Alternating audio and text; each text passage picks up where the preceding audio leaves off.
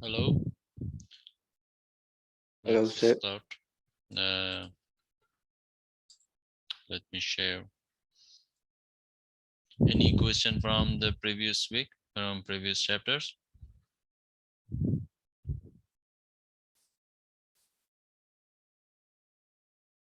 No, sir. No, sir. Okay.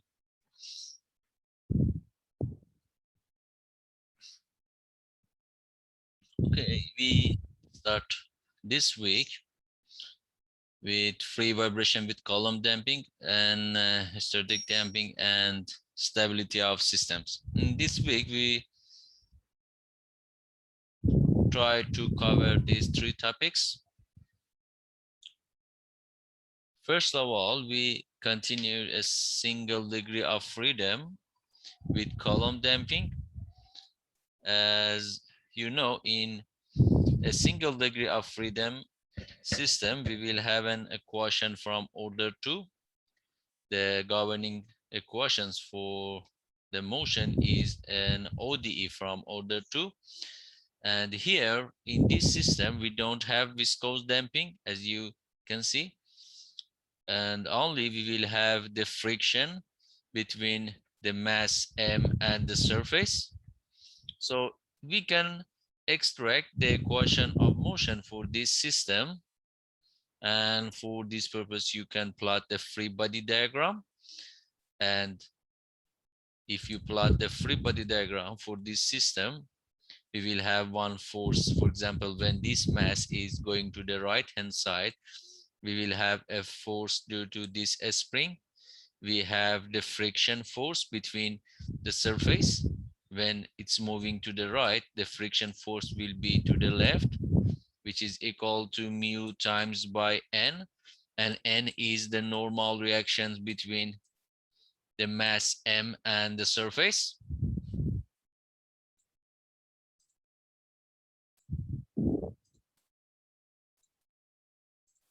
Here this is force and the normal reaction force. According to the direction of the motion and the position of mass m, we will have two different cases. The first case is when x and v are both positive or negative. I mean, you can assume that this mass m is located in right hand side of the equilibrium position. If, for example, we assume that this is the equilibrium position, it's located here at positive x, and also the direction of the motion is positive. It's moving to the right direction. Or we can have a negative position for mass m. For example, it's located here, but it's moving to the negative direction and its velocity is in this direction. So in these two cases, we will have one equation of motion, and it's equal to mx double dot plus kx is equal to minus mu n. This is a free body diagram for the position when position of m is in positive x and the velocity is positive as well. If you write the force equation for this position, we will have kx mu n, and it must be equal to the mass times by the acceleration. And if you write these equations, we will have mx double dot plus kx is equal to minus mu n, because mu n is in negative direction, kx is in negative direction, and x double dot is in positive direction. It will be to the right. So this is the equation of motion for the first case. But the second case, when x and v, or the position and velocity, are with different signs. For example, x is positive, but the velocity is negative. It's to the negative direction. Or x is negative, but the velocity is to the positive direction. Here you can see that mass m is moving to the left. And for example, assume that the position of mass m is in a positive position. I mean, it's located in the right hand side of the equilibrium position. if you plot the free body diagram, is similar to this. And if you write the force equation according to the Newton's second law, we will have the force which is kx and it's a negative, plus mu n, because mu n in this free body diagram is to the positive direction, so it will be plus. So we will have minus kx plus mu n is equal to mass times by the acceleration, or mx double dot, and you can rewrite this equation in this form. So we will have two different cases when we deal with a column damping problem. The first case, the force is equal to minus mu n, or the second case, the force is equal to mu n. As you can see, both of them are an ODE from order 2, but there is an important point in this case, which we have non-homogeneous term, and the non-homogeneous term is constant. As you can see, in both cases, the non-homogeneous term is equal to plus minus mu n. And mu and n are two constant values. For example, in this case, n is equal to W, or the weight of this mass, and mu is the kinetic friction force, the kinetic coefficient of friction force. So this term is a constant term. I mean, it's equal to C, and we need to solve this equation, we need to obtain the particular solution as well as the homogeneous solution. But what is the particular solution for this equation when we have this constant value as a non-homogeneous term? Can you tell me?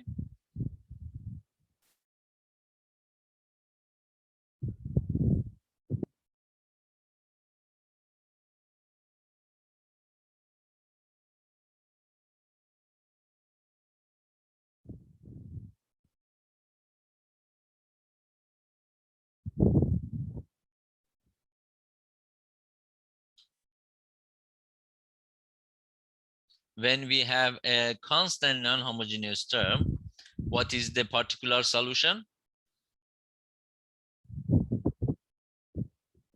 According to the discussion in week 1.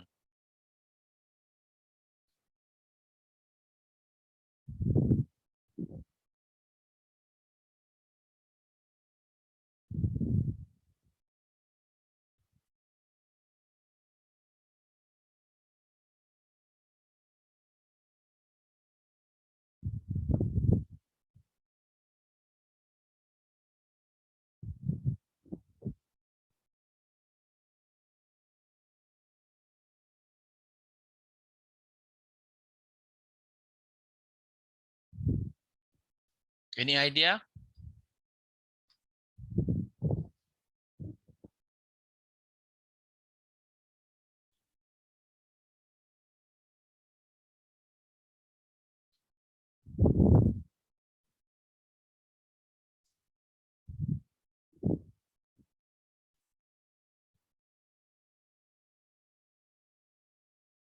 Okay.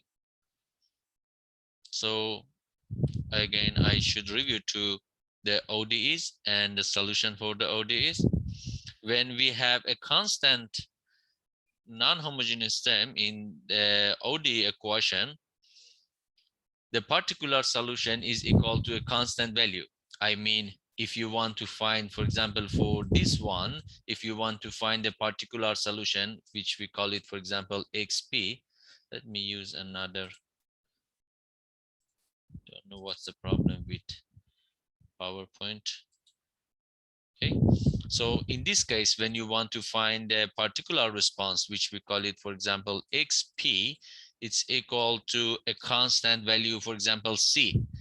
And when you substitute this term into the main equation to obtain the value C, the derivative, the second derivative of xp is 0. You know that x double dot p, when xp is a constant value, its derivative with respect to time is 0. So we will have k times by xp, which is C.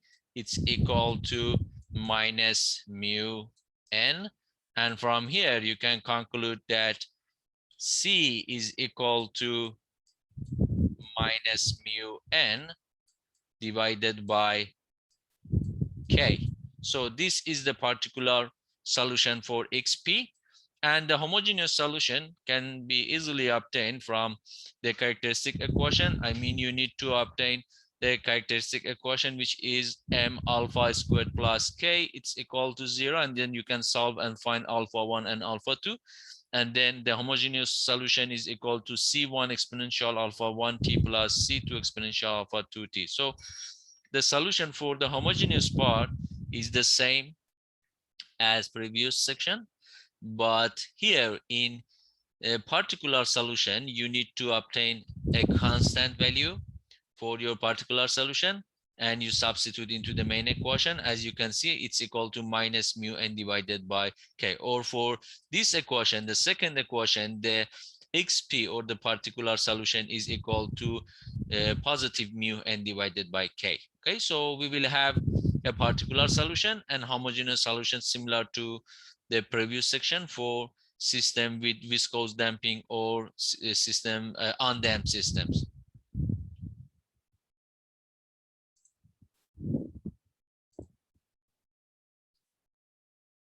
So we can rewrite the equation of motion using the sine function in this form. As you can see, it's equal to mx double dot plus mu mg, which mg in fact is n, or the normal reaction between the mass and the surface, times by sine function, sine of x dot function, which sine x dot in fact is equal to 1 when x dot is positive, and it's equal to minus 1 when it's equal to when x dot is negative. So this is the sine function plus kx is equal to 0. So in fact, we move the mu n from the right hand side of the equation to the left hand side, and here instead of plus and minus we use the sine function, which, as I told you, when x dot is positive or the velocity is positive, here it will be minus mu n or minus mu mg,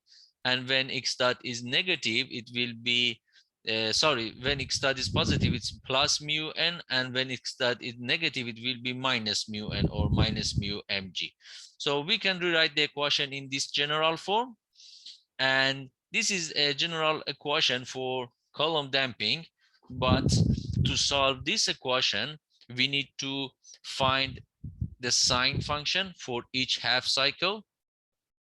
So, and for each half cycle, we need to find one specific solution. As I told you, for when sine x dot is 1, or for the case 2, the response is equal to this part is the homogeneous solution, xh. As I told you, it's similar to the previous part. I mean, you need to obtain the characteristic equation, find the natural frequency, and then you can find the response in this form. But this part is the particular solution. As I told you from previous slide, I explained how to obtain xp. When sine x dot is equal to 1, it means that this term is positive. It will be mx double dot plus mu mg or mu n plus kx is equal to 0. So you can obtain the particular solution. For the second case, when sine x dot is equal to minus 1, so the non-homogeneous term will be plus mu mg, which when it moves to the right hand side of the equation. And the solution again will include two parts. The first part is the homogeneous solution, and the second part is again particular solution, similar to the previous equation, but this time we will have plus mu mg divided by k.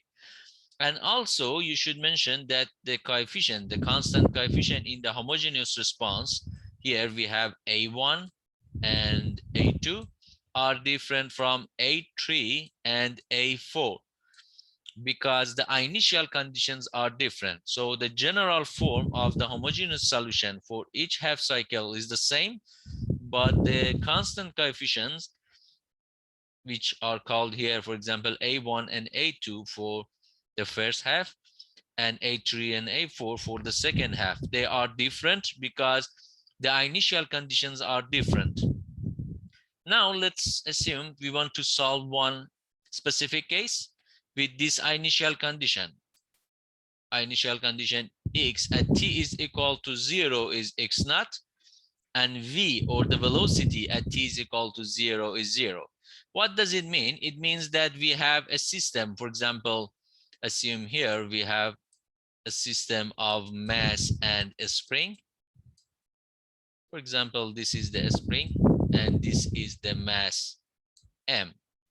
Okay, this mass m is located on a surface with a friction and a coefficient of kinetic friction of mu. This initial condition means that we have one initial displacement. Let me change the color. Here, for example, we pull this mass m by x naught, so it located here. This is the initial position of mass m, which this length in fact is x naught. Okay, then we release this mass m from this position with velocity 0. I mean, it's initially at rest. Then from position x naught, we release this mass m on this surface with friction. Here we have friction with coefficient of friction mu. So it will start to vibrate, or it will oscillate about its equilibrium position. The equilibrium position is here, which at this point x is equal to 0. Yes, here x is equal to x naught at this position.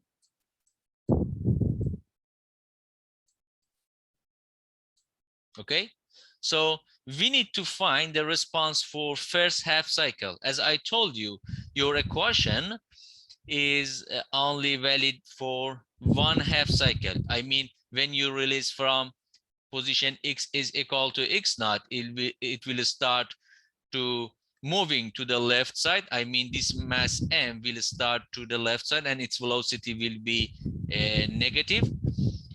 Again, it will get to the position x is equal to 0, or the equilibrium position, and pass this position, and the mass m will get to some position here, and again stop at this position, which for example we call it x is equal to x1, and at x is equal to x1, this mass m will be stopped and change the direction of motion and start to motion to the right hand side. Okay, so at this point the velocity will be, again for a moment, will be 0, and it start to move to the right hand side again, and the direction of the motion will be changed. So before this moment the velocity is negative, but after this moment the velocity will be positive.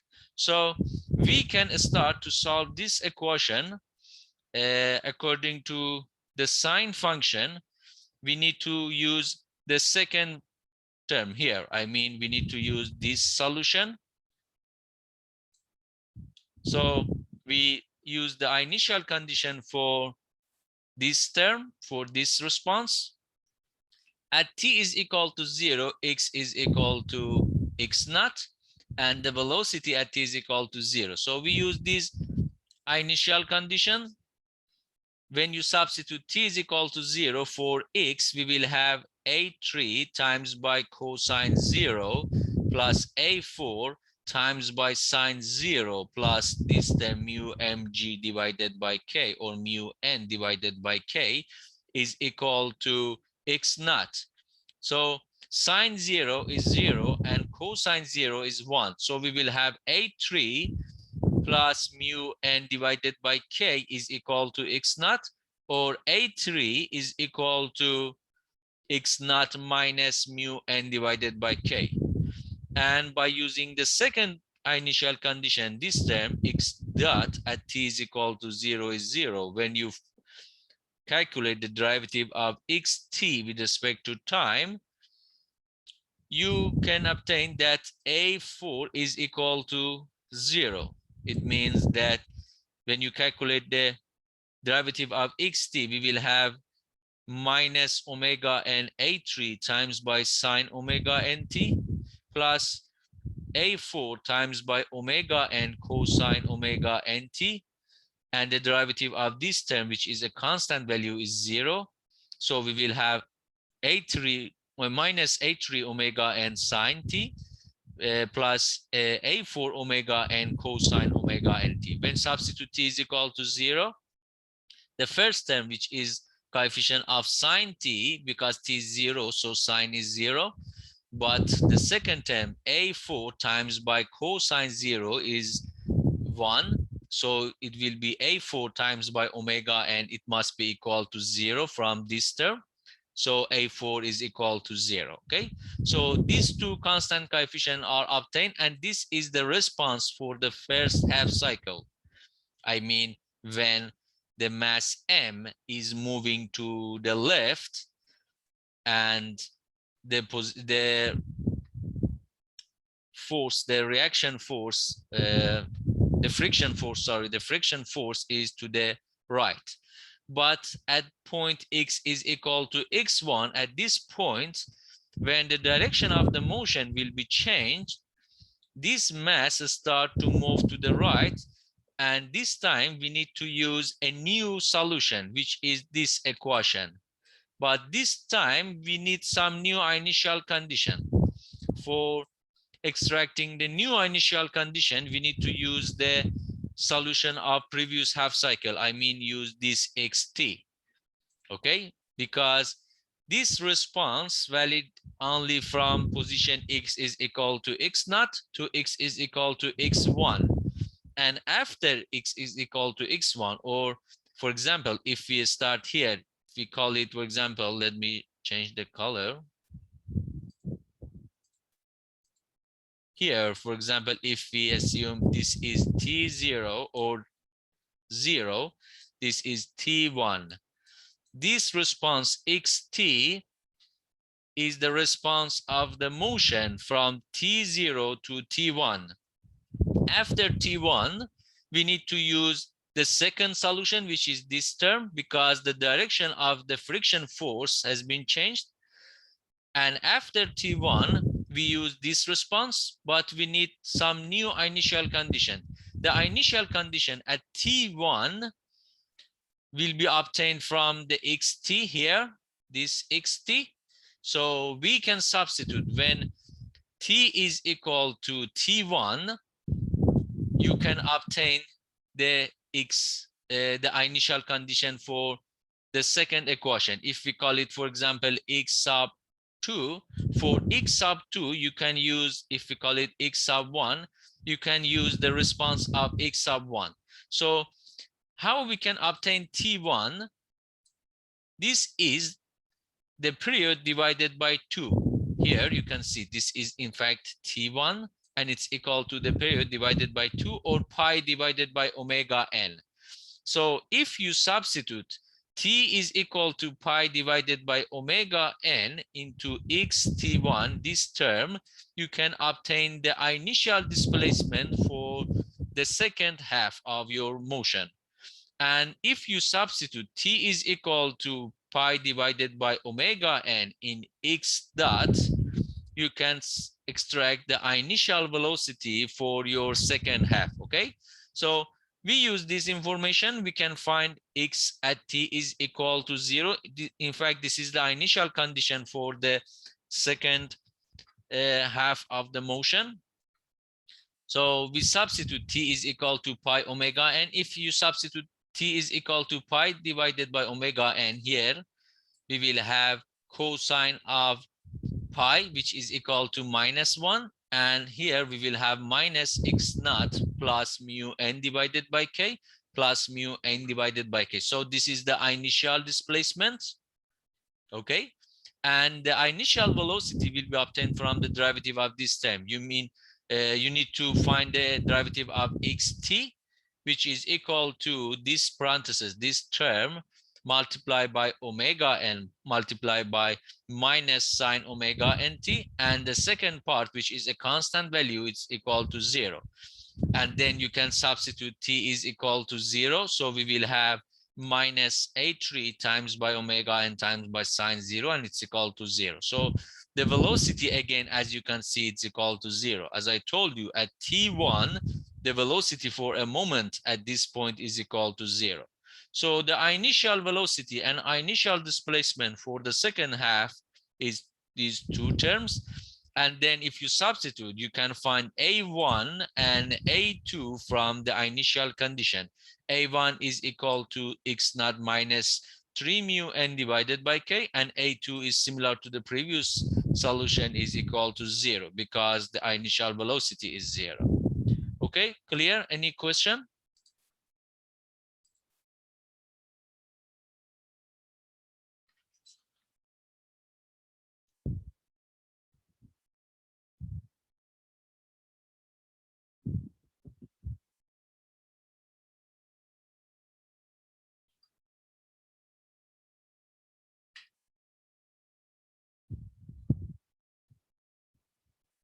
Any question from this part?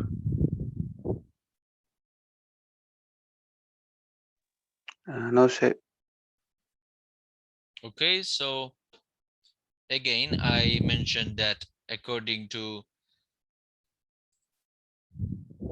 the solution procedure, we need some initial condition to find the constant coefficient in.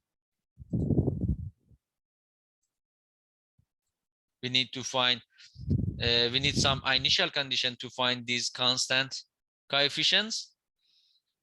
And the initial condition, the first initial condition is given, is our given data, similar here, you can see. But for the next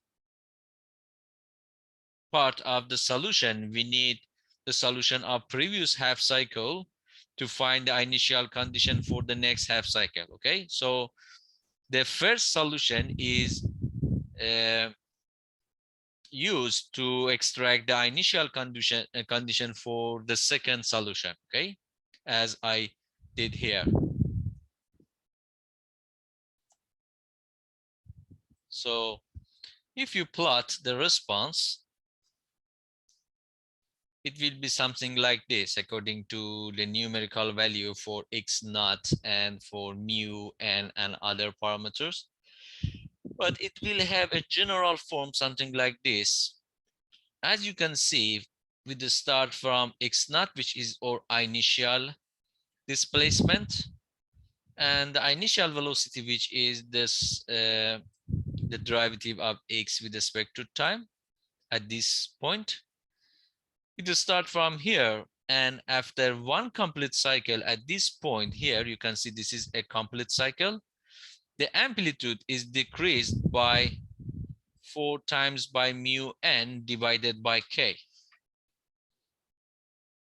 This is the amplitude in the first half cycle, as you can see, x naught minus 2 mu n divided by k. And in fact, this is the initial condition for the second half cycle. We solved the xt, we obtained the first xt, which was the response in this period of time from this point to this point, which we call it t naught and t1. And again, we use the initial condition for the second half, which was this term, and it was the x naught and v naught, which was 0. As you can see here, it's again 0 because the derivative at this point is 0. And again, we find the response for this second half cycle from this point t1 to, if we call it, for example, t2. So in each half cycle, the amplitude is decreased by this value, and in each complete cycle, the amplitude is decreased by 4 mu n divided by k. So we just find the answer for different half cycles, and the answer is valid only for that half cycle, and each half cycle gives the initial condition for the next half cycle, as I explained.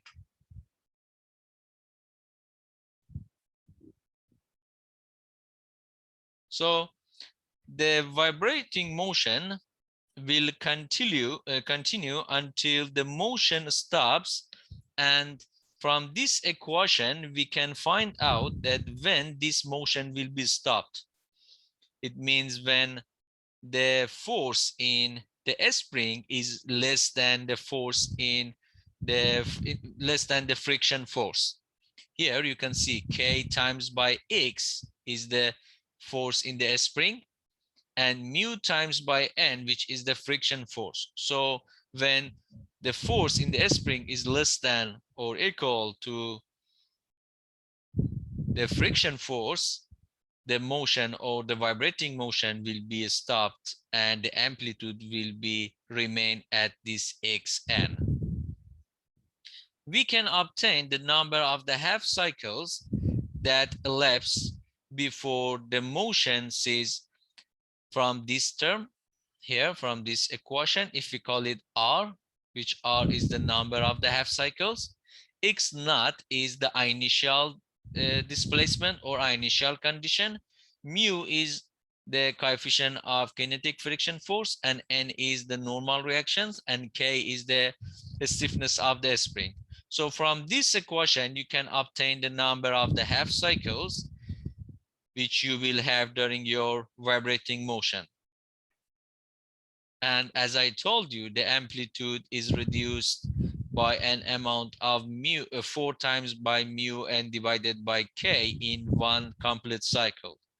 So the amplitude at the end of any two consecutive cycles are related to this term.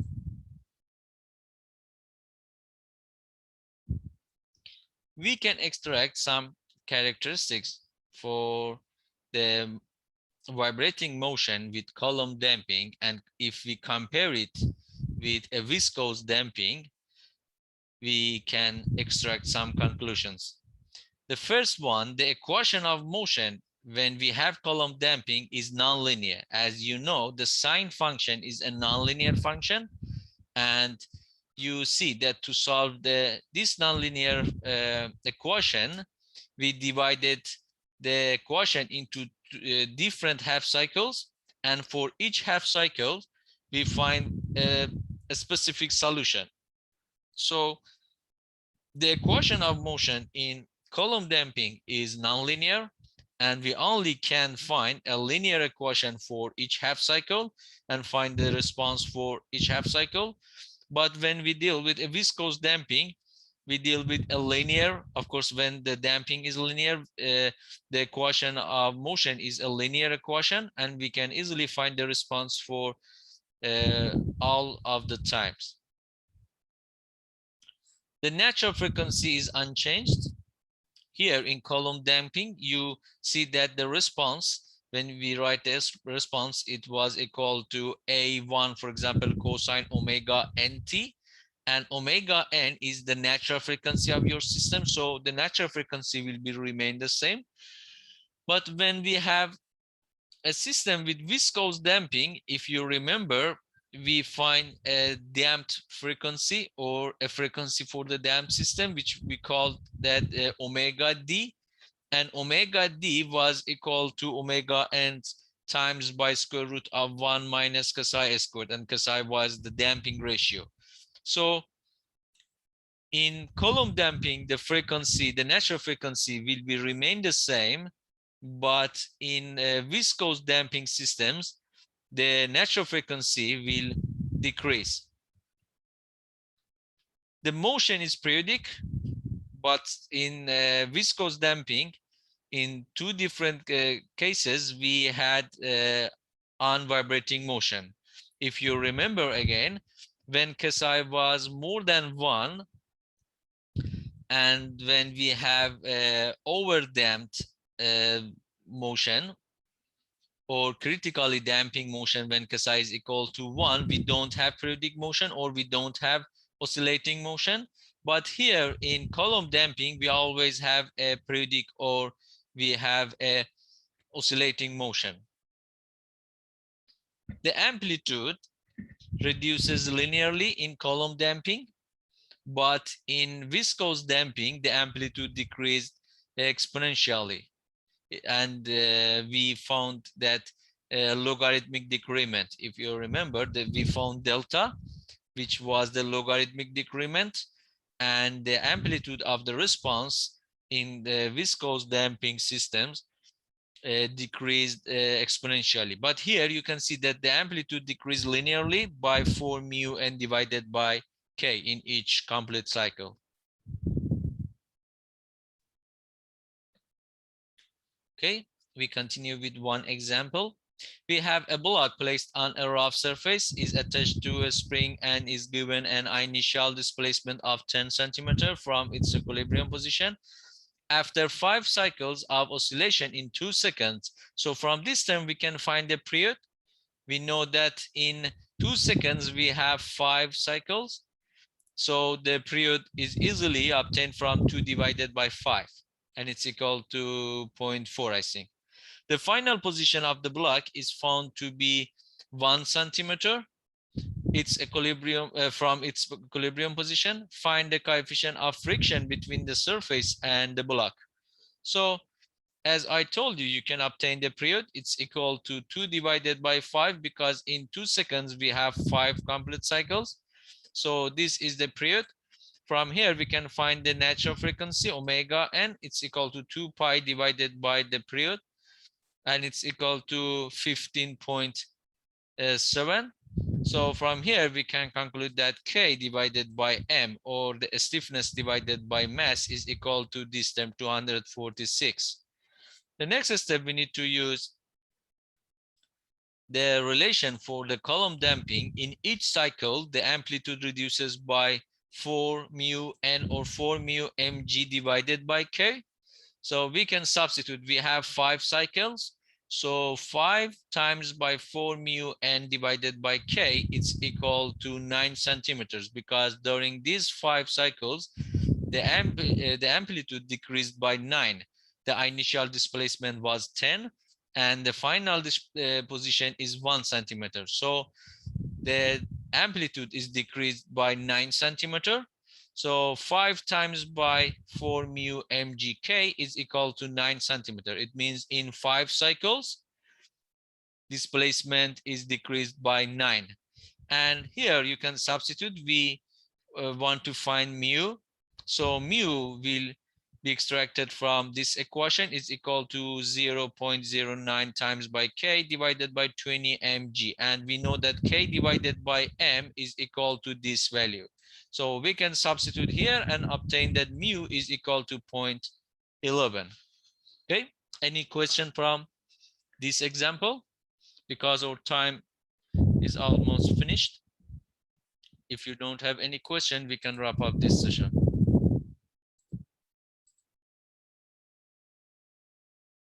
Okay, no questions?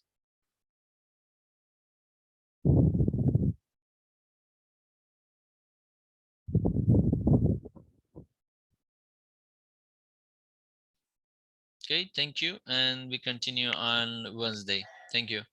Thank you, sir.